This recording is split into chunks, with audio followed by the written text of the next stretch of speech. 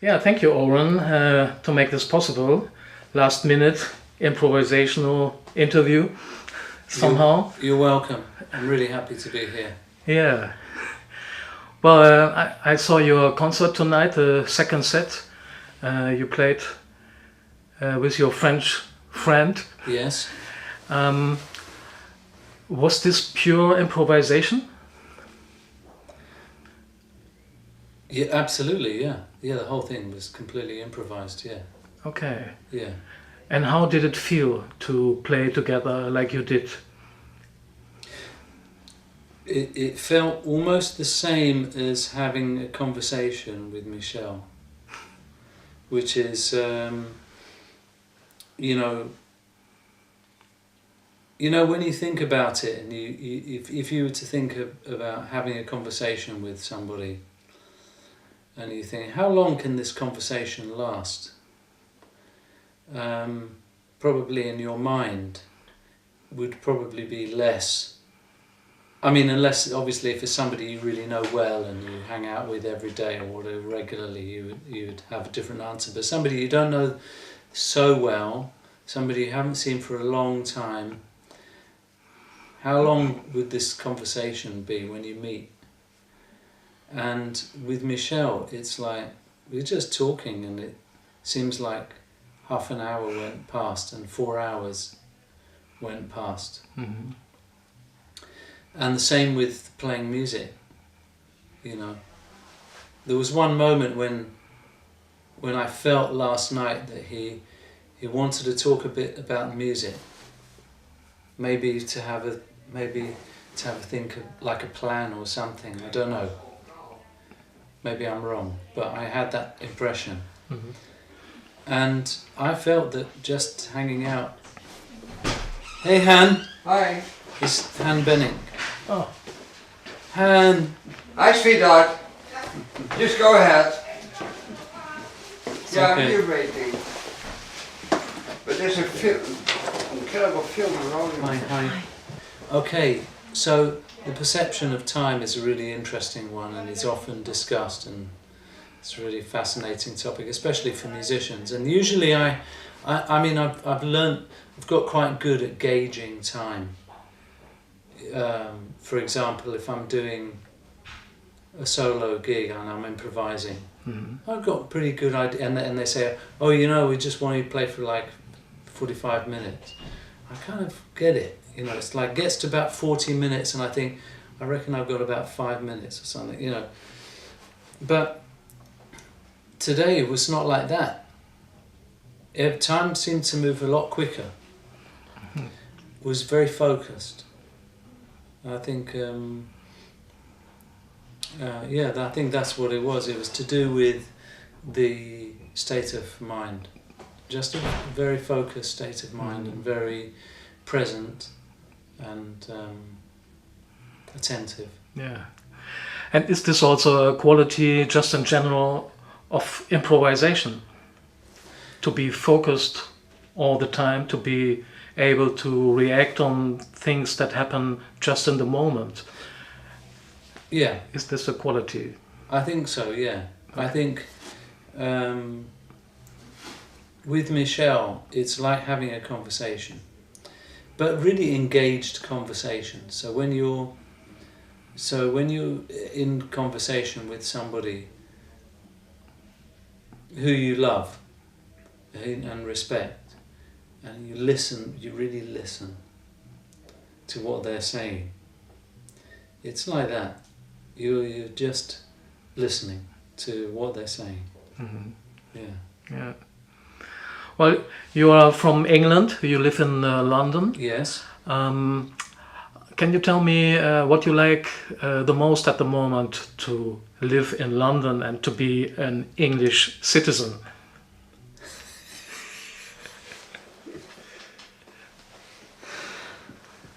That's just such a great question. Well, look, living in London is, in so many ways, it's amazing. But I have to say that my life in London is focused around my children and my dogs. Yeah. So one thing I love about London is the parks everywhere.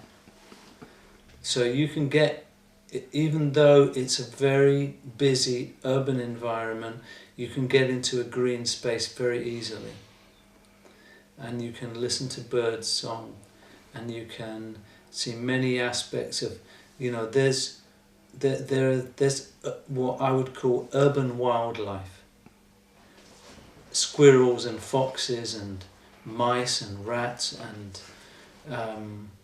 all kinds of birds and insects, and of course the people as well, but so there's that. I love the fact that I can just get on a train, get into the centre of town and walk, with my kids and go and just watch all the buskers on the street, and there are some amazing performers, and you go and watch, and then you can get a snack and you can get a drink somewhere, and I love that. There is an aspect to living there that is kind of quite free. Okay. And I do like that. About being you say English citizen or say like British citizen. Yeah. I don't know. I don't know. Okay. I don't know. I find the politics bizarre at the best of times. As I'm getting older, I'm closer in age to these people who are, and some of them are even younger than me. But I witness their behaviour, at least via the media, and I don't have a lot of respect. I feel that there's a system that's been put in place, and it's been really corrupted over many years. And I don't have any pride in that at all. Mm-hmm. Mm-hmm. But and I don't feel British or something like that. When I travel, I suppose the only thing, if I were to miss anything about England, is the humour. There's something kind of unique about British humour. Okay. I like that. Mm-hmm. Yeah. Yeah. Well, let's talk a little bit about music and your instrument. Yeah. Can you tell me how you and when did you decide to become a tuba player? How did this relationship start, and why? I was in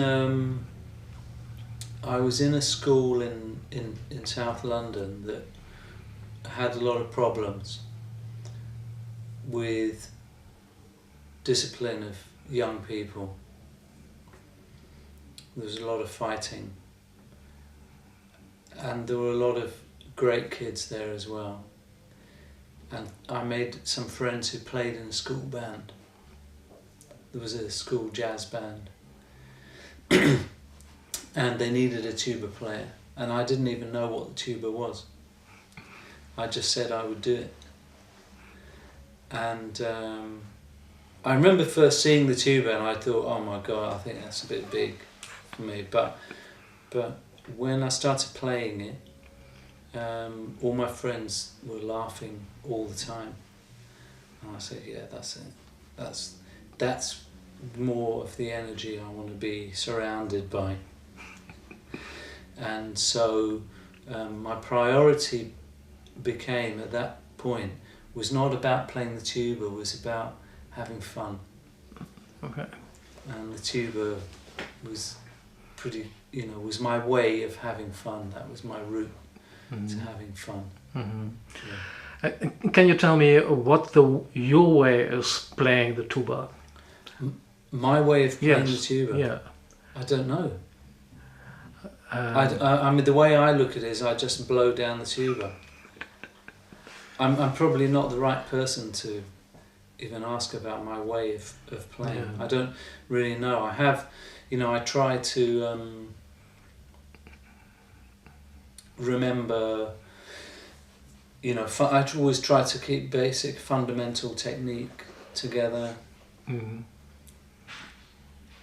Then the rest is just whatever happens in that moment. Okay. Well, then I have to ask you a specific tuba player question. The tuba has a big size, but the sound is going up to heaven, right? Yes. So it's not going to the audience directly in their face or their ears. Yes. I think it's always playing with the acoustic of the space, right? Yes. I want to know from you how this feels in your body when you play, when you perform. How is the resonance in you? And it would be beautiful and magical if you can describe that for me. I have my own issues with the bell pointing up. That, you know, that comes from a certain tradition. And it's similar to the French horn, you know, the French horn that points backwards. And it's to do with the roundness of the sound. I like direct sound. And I do have an instrument with a bell that points forward. And I do like that. But in terms of the feeling of my body, it's just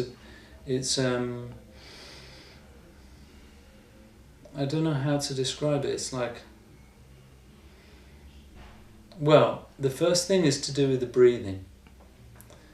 Because the tuba is such a large instrument, it's such a long piece of tubing, it can really handle the biggest breath that a human can achieve.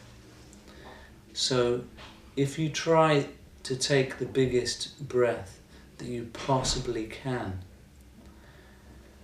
and release that air,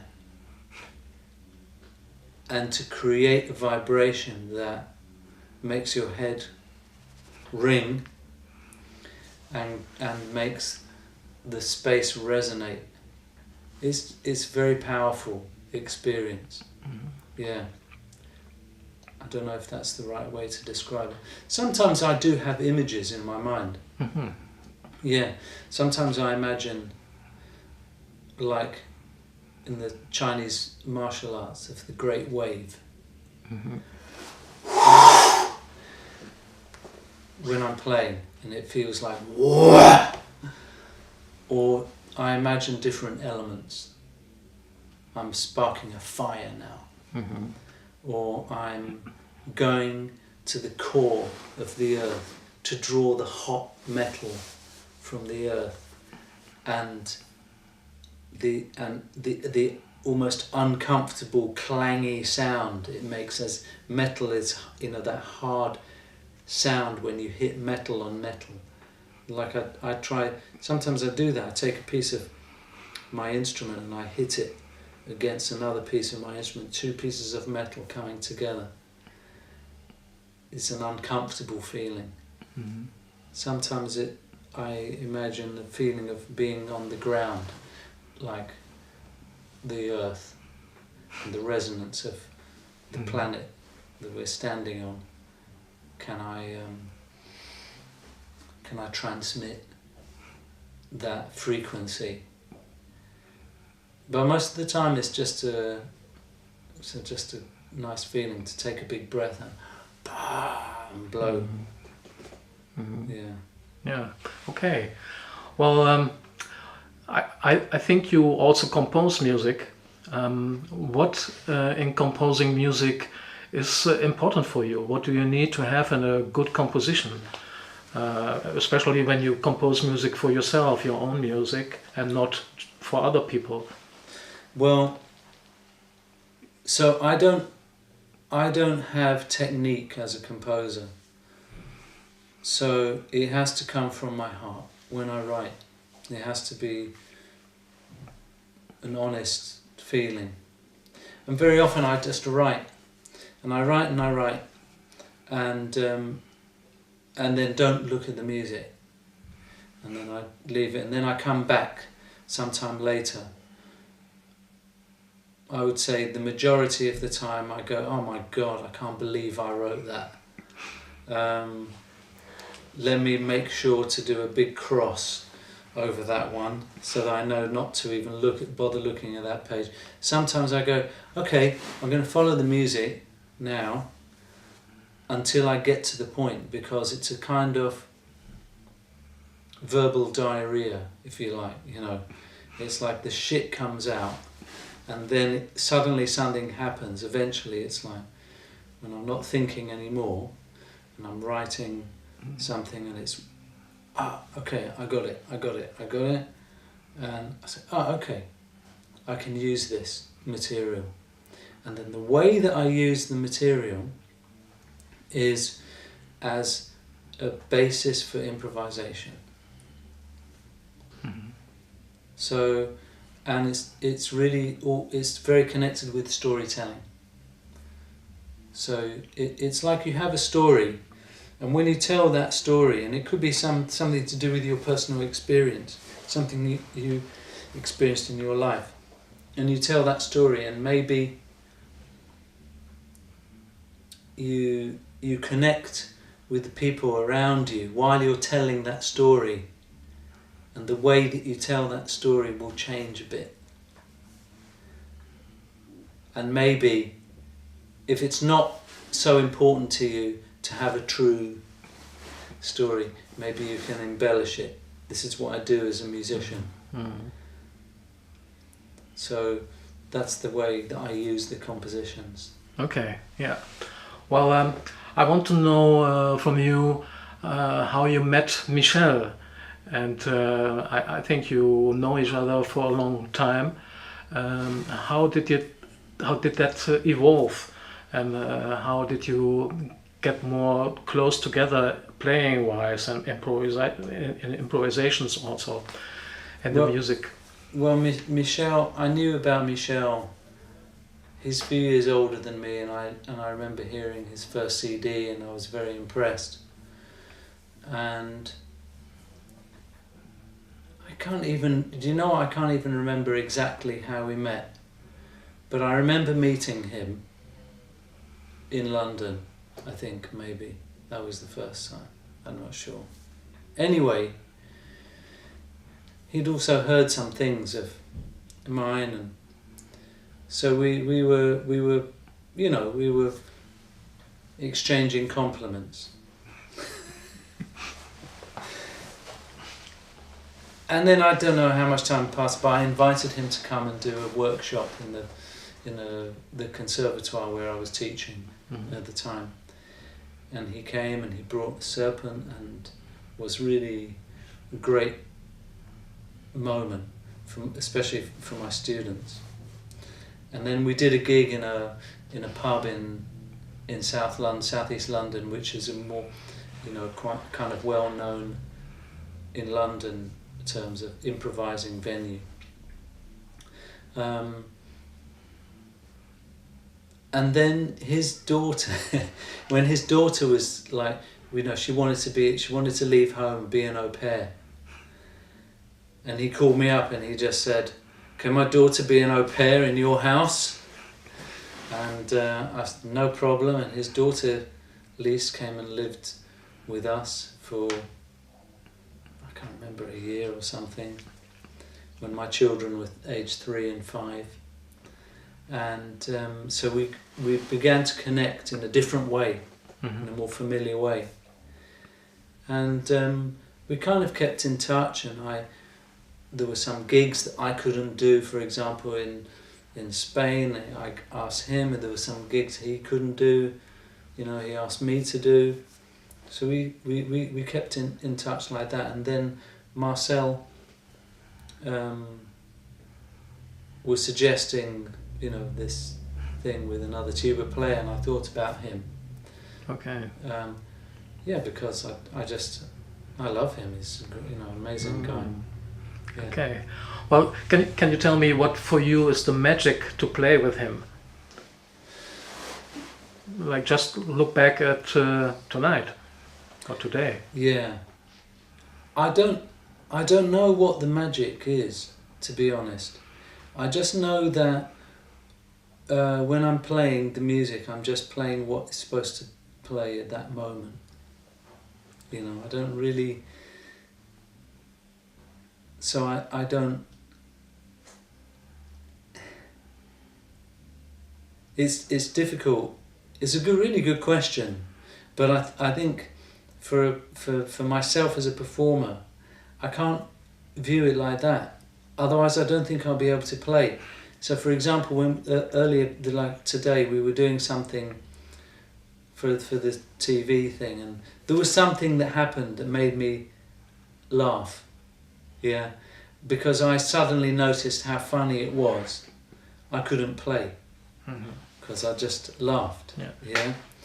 So, in the moment that we're playing, it's just in service of the music in that moment. And then, what happens around it, I don't know.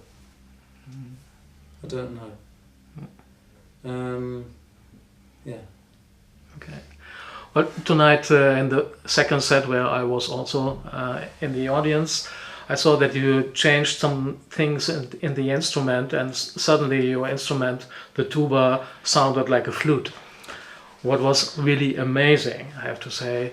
But how is this working for you? I mean, do you like more to experiment different sounds with the tuba, or do you like just to stay in the sound wave, which is a tuba especially?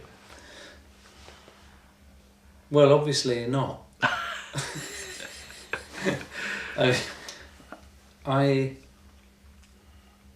When I started playing the tuba, it gave me a kind of freedom in terms of my imagination, because I really felt like, because I didn't have anybody around me telling me how I should sound, and it was the first time in my life that I had an opportunity to be able to create a vision, a personal vision. So I thought, wow, nobody's telling me how I should sound, and I know nothing about this instrument. You know, I didn't know. Like, for example, if I took up guitar, there's like an overwhelming amount of tradition and history and recordings and performers and teachers and you name it. When I took up the tuba, in the context that I took the tuba up in, which was in London, which is not, for example, it's not a brass band culture. Like, you go to the north of England, or you go into the more rural areas, and they have brass band culture. So you would only be able to access your instrument through the local brass band, and then you would learn to play it in the brass band. Yeah, so I didn't have that. I just thought, wow, I can just play all the music I want to play. All the music that I like to listen to, I can try to play that on the tuba. Okay. And with that sound that you're talking about, the flute sound, that I learnt from watching Kaval. Kaval is like a Turkish flute. They play in Cyprus as well, in Greece. It's like just a tube, yeah? And they play across the end of it. Maybe a bit like you can imagine blowing across the top of a bottle. Yeah? So, the tuba is a conical instrument, okay? Only after the tuning slide. Doesn't matter, you don't have to know what the tuning slide is, yeah? Before the tuning slide, you have all the valves and you have all this kind of, you know, spaghetti of tubing, yeah? All of these are cylinders. And you can remove some of the slides from these cylinders, so you have an open cylinder, which is a bit like Kaval. So if I take the mouthpiece out and I take a slide out, I have an open cylinder with its own set of notes, harmonics, different notes. And so once I managed to be able to get that sound, and you can do it on any tube, then that's how I've just found that. Yeah, okay. Well, I have a question about the improvisation musician scene in Great Britain. How is it going there for you? Do you have a big playground, much possibilities to play together with others? Or Musicians scene? Yeah, musicians. Well, it's huge. Okay. Yeah. I mean, it's yeah. You can in London you can play any music that you want to play. You can, every culture is there. You know, from people from all over Africa, from South America, from North America, from all over Europe, from Russia, from from all over Asia. They're in London, and you can bet that there'll be some musicians from those places, or if not, there'll be a group of musicians who have an enthusiasm for the music from Vietnam or Portugal or wherever it might be, yeah. And so you have that as just one aspect of the musical culture in London.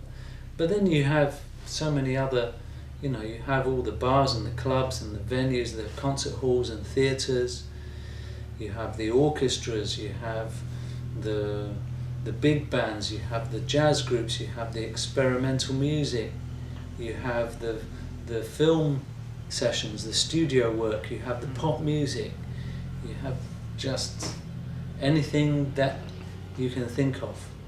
Yeah. Yeah. Okay. Well, I have a general question that goes to young artists, like young tuba players or musicians. What advice do you give them? Just get your breathing together. That's your fundament. That's I think. Okay. Yeah. Good. And then you also told me that you are meditating. Can you tell me why you meditate and what it brings you? What gives it to you? What do you get from meditation back for your life?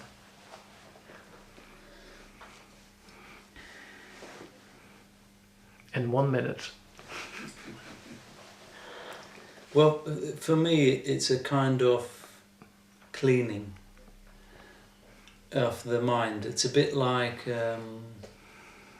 you know, when you have your desk or your room that's full of papers and things, and you say, you know what, I need to throw half of this away.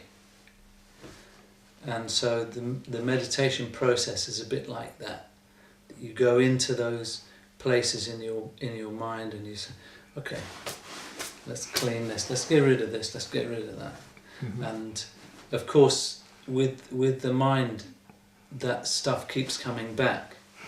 Maybe a bit like your desk, I don't know, but you know, it's so it comes back, and then you go, okay, I just clear again, and just some sense of not being too attached to things that are going on in my life. Mm-hmm. Yeah. Okay.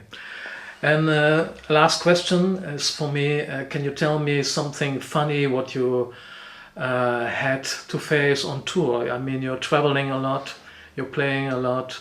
A funny story from touring. Maybe today. I have to go through the files. This is a very big file.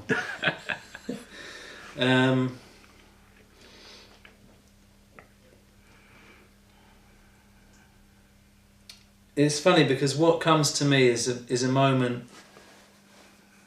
Well, the look, touring is the funny things happen when you're in a sound check or in a gig, when you're backstage with a group of musicians and you're joking around, I find touring quite difficult. It's like I've had my instrument broken so many times, lost, all kinds of shit that goes on at the airport. You know, you just have to be calm and go through it. But you reminded me of a moment on a gig because, and this connects slightly with I would say the variety of experiences of being a musician. And so I was booked to play, so a jazz drummer who I know quite well calls me up and said, can you come and do this gig? It's in this restaurant bar in Soho in the West End of London, and these are the guys doing it, and they're like cool jazz musicians. It's like, great. He just said, just come down, have a blow, and you'll get, and it's like, you know, £70 or whatever it was. Great, fantastic. And then I get there and I realise it's like a really posh restaurant, and you can't go in there without a tie. So I'm wearing a t-shirt, so they give me a tie, and I put the tie around my neck, and I get into the restaurant like that, and then I go down, there's a little theatre, and it turns out I'm playing with we're backing a singer who's a Frank Sinatra, does just Frank Sinatra tunes, yeah, and I don't know any Frank Sinatra tunes. Maybe I got you under my skin, okay, but all the other stuff I've heard it, but I couldn't play the bass line to it. And he's playing, he's trying to sing these songs, and I don't know any of the music. And then he turns around to me, he says, do you know this tune? I said, no. Do you know this tune? No. Do you know this? No. And then he says, what do you know? And for some reason in that moment, the only thing I could say was nothing. That was it. Thank you. Yeah. Thank you. Thank you very much. Just in time. So that's how I feel like with that question. It was like so many experiences, but I can't think of any. Yeah, but it's okay, you know, just what comes up is okay, Yeah. you know. Of course, we all have many things, but what comes up first is good, you know. Yeah.